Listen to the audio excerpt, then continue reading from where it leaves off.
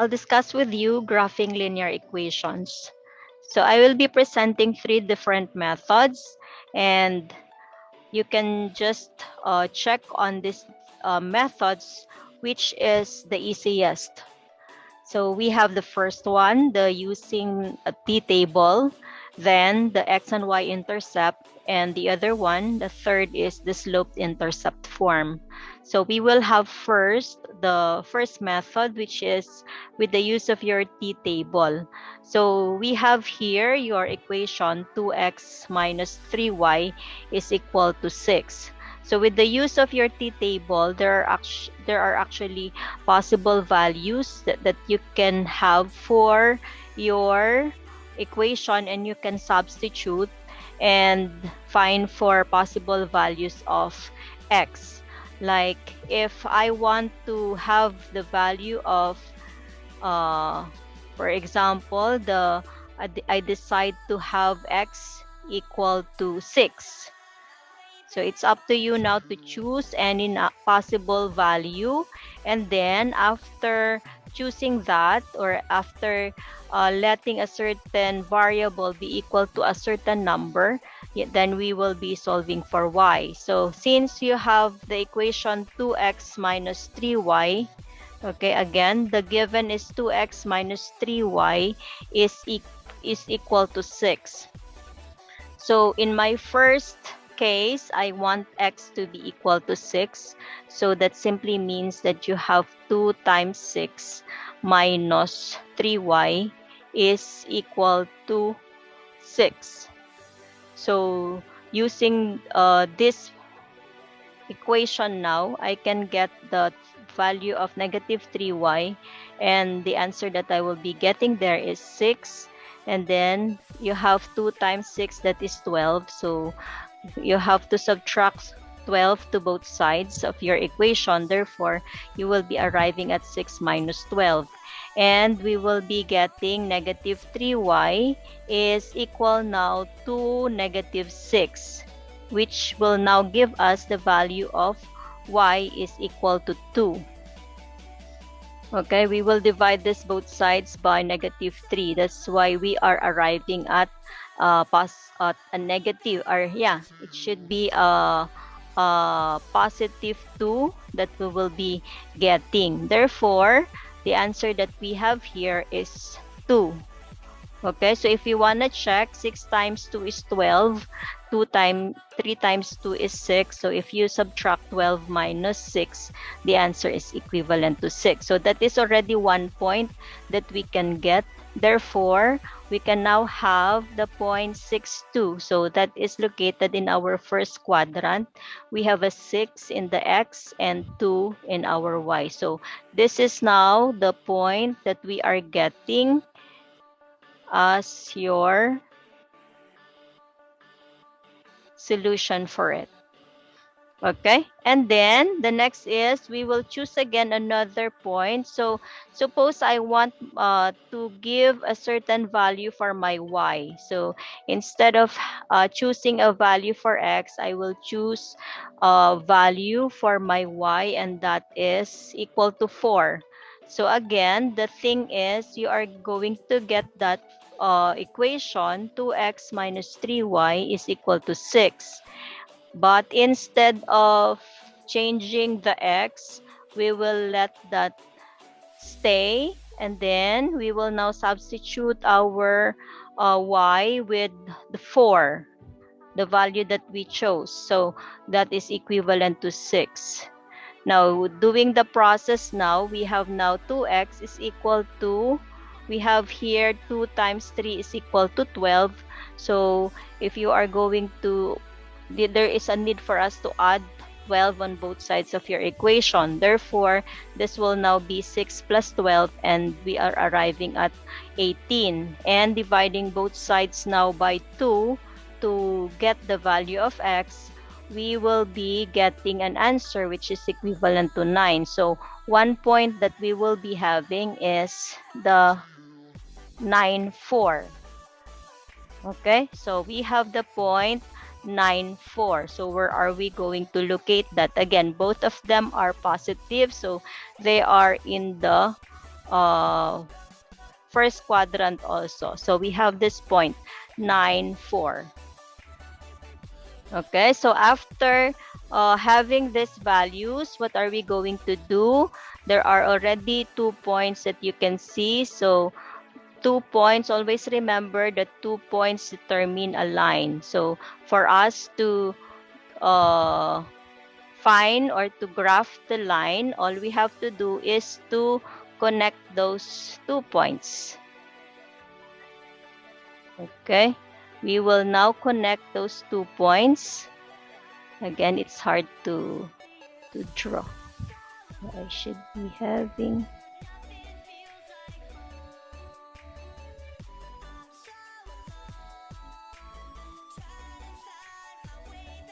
Okay. It's not exact, so I will have to repeat that again. Okay, so this is now the graph of the so this is now the graph of the linear equation 2x minus 3y is equal to 6. So that is with the use of the t-table. Again, we can let any value for x and then or y and then solve for the other variable. Then after that, we can plot the points and connect those 2 points, and we are getting already the equation of our line. Okay, that is how we could graph using the t-table. Now, let's go to the second method. This is now the use of the t-table also, but instead of choosing other numbers, we are looking for the intercept. So x-intercepts and the y-intercept. So we know that working with zeros is easier. So that's the reason why we are now choosing x is equal to 0, and for the second equation, y is equal to 0. So if you are going to do that again, like the first example that I presented, you will just have 2x minus 3y is equal to 6.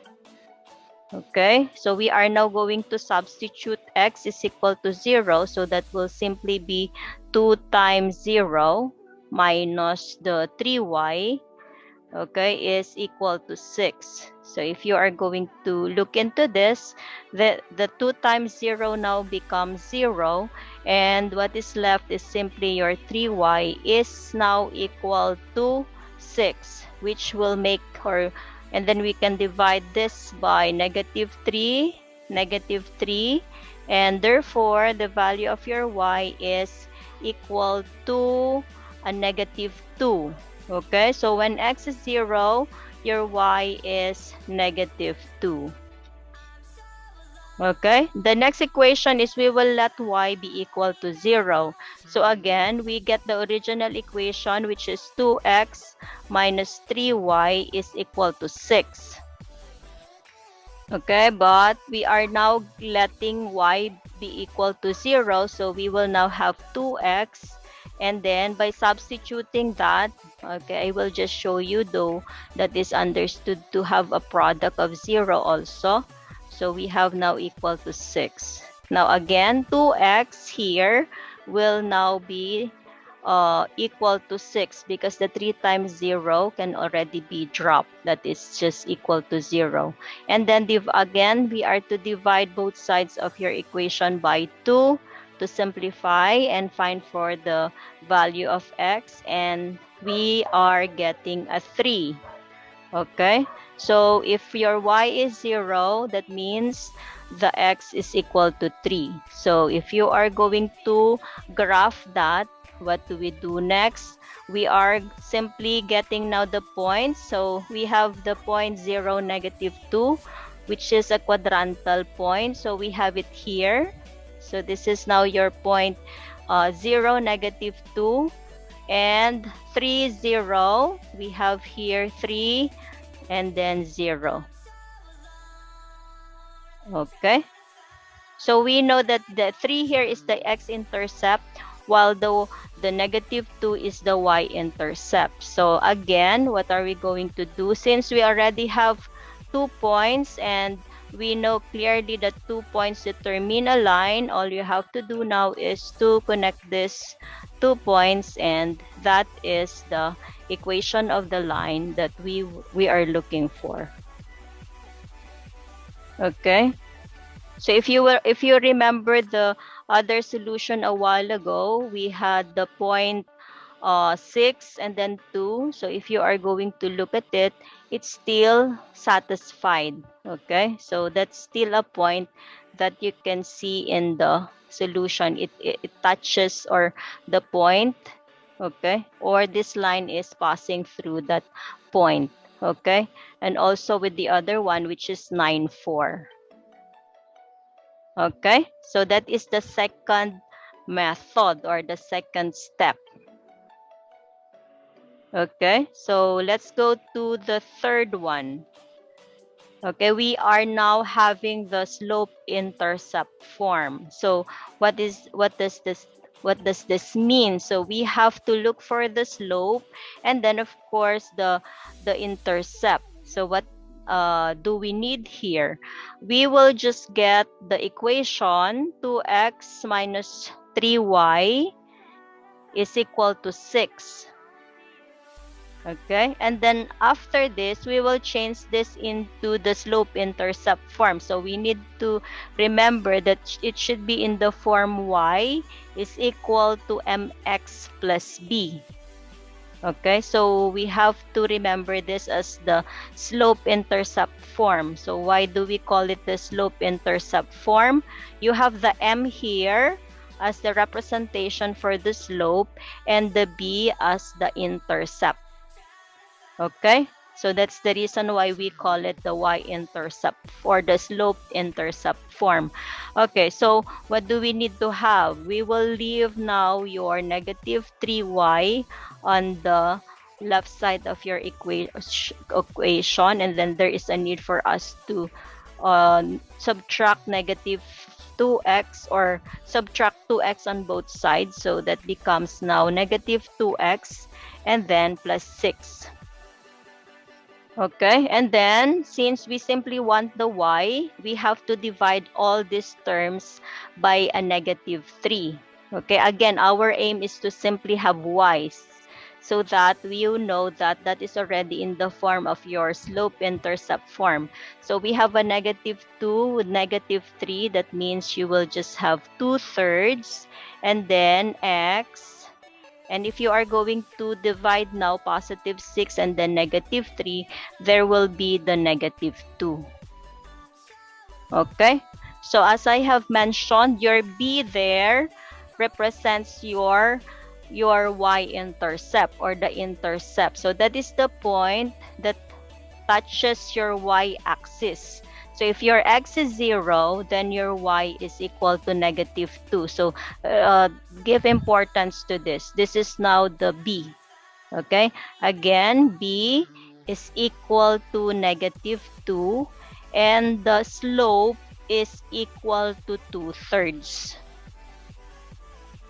Okay, so if you are going to do that, we have now this point. This will be your starting point. Okay, so this is where you are beginning.